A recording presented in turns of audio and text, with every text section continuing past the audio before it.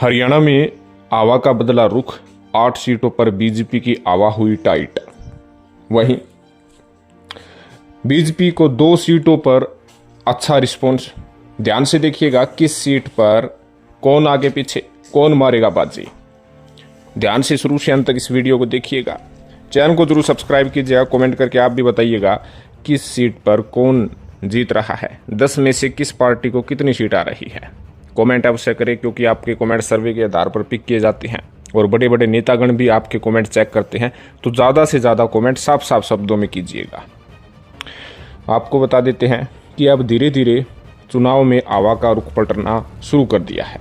जहां शुरुआत में ये लग रहा था कि भारतीय जनता पार्टी फिर से हरियाणा में अच्छा परिणाम अपनी तरफ कर पाएगी, कांग्रेस व अन्य पार्टी करीब 1-2 सीटों पर ही सिमट जाएगी, लेकिन अब धीरे धीरे आवा का रुख बदल गया है।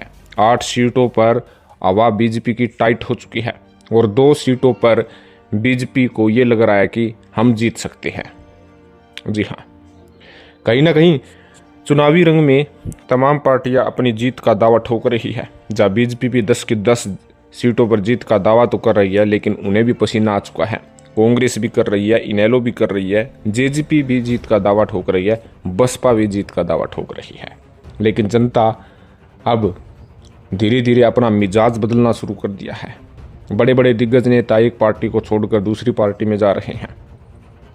करीब 4.5 साल से ज़्यादा समय तक निर्दलीयों ने भाजपा का साथ दिया था, समर्थन दिया था, लेकिन लोकसभा चुनाव से ऐन पहले 3 निर्दलीय विधायकों ने अपना समर्थन वापस बीजेपी से ले लिया है और कांग्रेस के साथ आ गए हैं। हालांकि आधिकारिक रूप से वे कांग्रेस पार्टी में तो शामिल नहीं हो सकते, क्योंकि दल बदल का कानून लग सकता था, लेकिन वे कांग्रेस के साथ आ चुके हैं। और कहीं ना कहीं हरियाणा की सरकार अल्पमत में आ गई है, लेकिन गिरने वाली नहीं है, क्योंकि अविश्वास प्रस्ताव अब आ नहीं सकता है। कहीं ना कहीं हरियाणा में जो पेच फंसा है, उस पेच को सुलझाने के लिए निरंतर नायाब श्रेणी मुख्यमंत्री और पूर्व मुख्यमंत्री मनोहर लाल खट्टर लगे हुए हैं। कहीं ना कहीं भारतीय जनता पार्टी में भी जो पहले माहौल होता था, सामने ही अब बगावत का रुख कर लिया है। नाराजगी विभिन्न बड़े बड़े दिग्गज नेताओं में बड़ी है, जिससे प्रत्याशियों के पसीने छूट रहे हैं। कांग्रेस पार्टी ने भी अपने योद्धाओं को मैदान में उतार दिया है और बड़े बड़े योद्धा मैदान में उतरे हैं। सीट वाइज आपको बता देते हैं कि किस सीट पर किसका दबदबा इस वक्त दिख रहा है।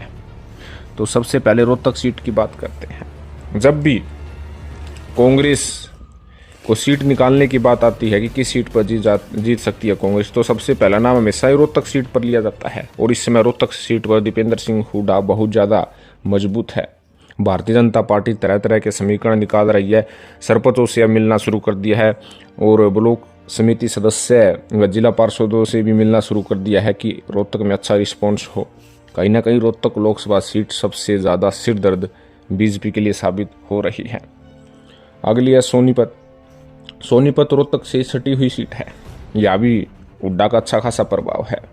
हालांकि 2014 और 2019 में बीजेपी कामयाब हो गई, लेकिन अब की बार कांग्रेस पार्टी ने भी जातीय संतुलन बनाने की कोशिश की है।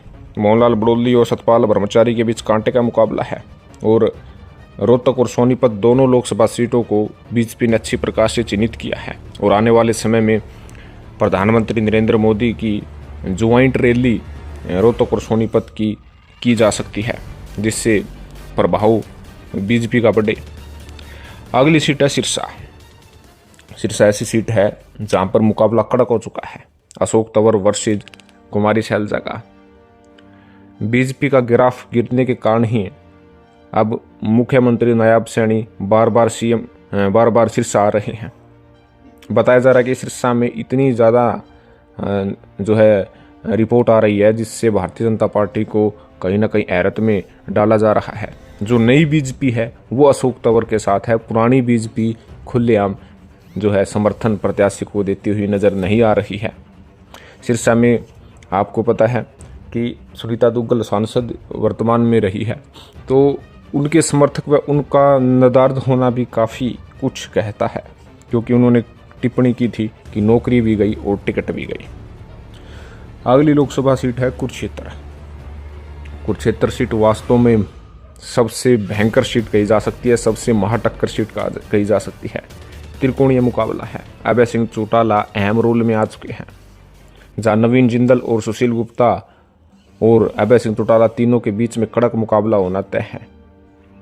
और नवीन जिंदल जहां अपने जो 10 साल के भरोसे को लेकर जीत का दावा ठोक रहे हैं, तो सुशील गुप्ता इंडिया गठबंधन के नाते जीत का दावा ठोक रहे हैं। तो अभय सिंह चौटाला किसानों के पक्ष में जो उन्होंने रिजाइन दिया था उसके सहारे से अपनी जीत का दावा फूंक रहे हैं। हालांकि काफ़ी पार्टीज का समर्थन उन्होंने हासिल कर लिया है। किसानों के जो यूनियन के प्रमुख हैं उन्होंने भी अभय सिंह चौटाला का साथ देने की घोषणा की है।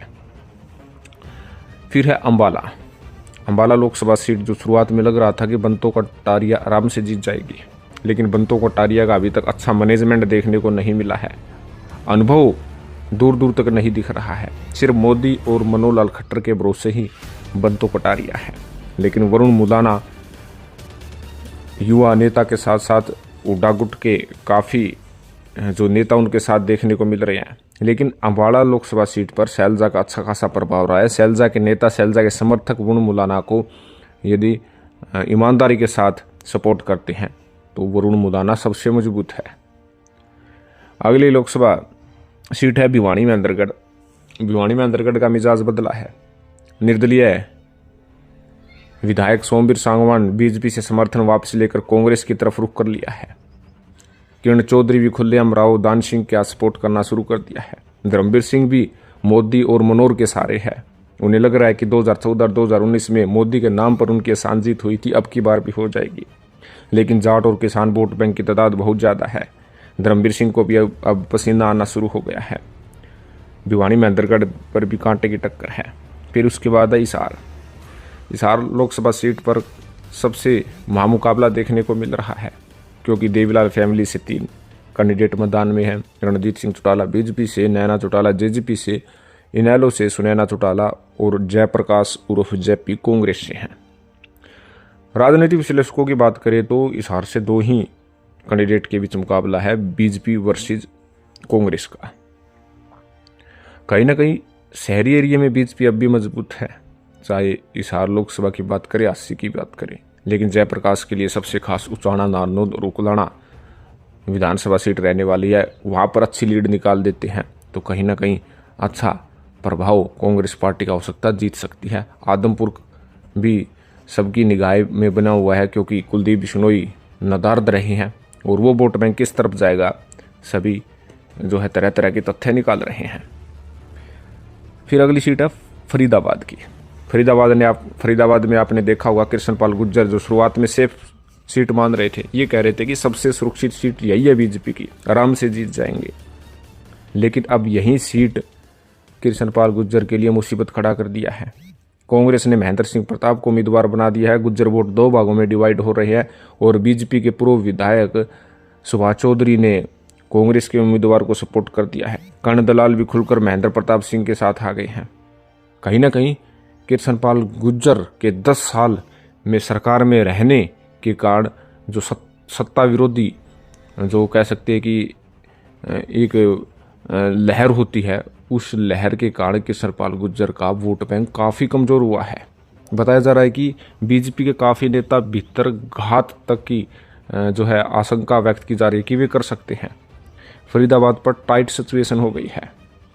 कहीं ना कहीं इन 8 सीटों पर भारतीय जनता पार्टी को पसीना आ रहा है, जो रोहतक, सोनीपत, सिरसा, कुरुक्षेत्र, अंबाला, भिवानी महेंद्रगढ़, हिसार व फरीदाबाद है। लेकिन 2 सीटों पर आज भी बीजेपी मजबूत है। सबसे पहली है गुड़गांव लोकसभा सीट पर राव इंद्रजीत सिंह मैदान में है। राजा फैमिली से रहे हैं और मोदी के नाम पर वोट मांग रहे हैं और हीरो में आज भी वे अपना राज दिखा चुके हैं। गुड़गांव में आज भी इंद्रजीत सिंह बहुत ज़्यादा मजबूत है। राज बब्बर का अभी तक मैनेजमेंट अच्छी प्रकार से उठा नहीं है, चुनाव प्रचार उठा नहीं है। हालांकि कैप्टन अजय सिंह यादव साथ आ चुके हैं, लेकिन उचित समय पर राज बब्बर के प्रत्याशी का ऐलान करना चाहिए था, ताकि समय के अनुरूप वे अपनी व्यवस्था कर सके। कहीं ना कहीं समय का अभाव राज बब्बर के लिए बड़ा जो है डिफ़िकल्ट साबित हो रहा है।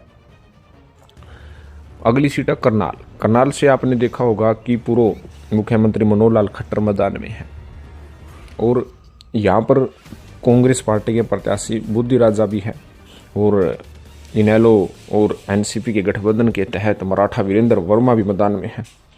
कहीं ना कहीं मनोहर लाल खट्टर मजबूत इसलिए दिख रहे हैं क्योंकि जो विपक्षी वोट बैंक है, जो एंटी बीजेपी वोट बैंक है, वो दो भागों में डिवाइड हो रहा है।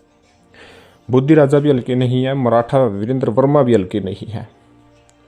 इसका फायदा बीजेपी उठा रही है। करनाल में कहीं ना कहीं बीजेपी आज भी मजबूत है। जो राजनीतिक विश्लेषक ये कहता है कि करनाल में बीजेपी की नैया डूब रही है, वे उसकी मूर्खता है। आप सियासी समीकरण फील्ड में जाके देखिएगा। घर बैठे ऐसी बातें करना मूर्खता का काम है। कहीं ना कहीं गुड़गांव और करनाल लोकसभा सीट बीजेपी के लिए अच्छा मौका है और यहाँ पर ये जीत सकते हैं, लेकिन 8 सीटों पर जमकर टक्कर है और इस टक्कर में कौन कहाँ से निकल जाए, कहाँ नहीं जा सकता है। लेकिन अब शुरुआत में जब देखा गया था कि बीजेपी करीब 8 सीटें तो आराम से जीत जाएगी, 1-2 सीटों पर ही मामला अटका है, लेकिन अब ये मामला उल्टा हो गया है कि 2 सीटों पर तो ये लग रहा है कि बीजेपी आ सकती है, लेकिन 8 सीटों पर टक्कर है। कहीं ना कहीं हरियाणा का बदलता हुआ मिजाज, बदलता हुआ सियासी समीकरण से सभी परिचित हैं। जब इलेक्शन के ऐन वक्त पर जब हरियाणा का खेल बिगड़ जाता है तो बड़ी बड़ी पार्टियां धड़म से नीचे चली जाती हैं। आपने 2019 का विधानसभा चुनाव देखा होगा कि हरियाणा में जो भारतीय जनता पार्टी का माहौल बिगड़ा था वो अंत के 3 दिनों में ही बिगड़ा था। जहां 75 पार का नारा दिया था, 40 सीटों पर ही बीजेपी सिमट गई थी। अब इलेक्शन बाकी है, धीरे धीरे देखिएगा आखिर खेल कैसे चलता है। हम आपको तमाम जानकारी देते रहेंगे, सीट वाइज डिटेल आपको बताते रहेंगे।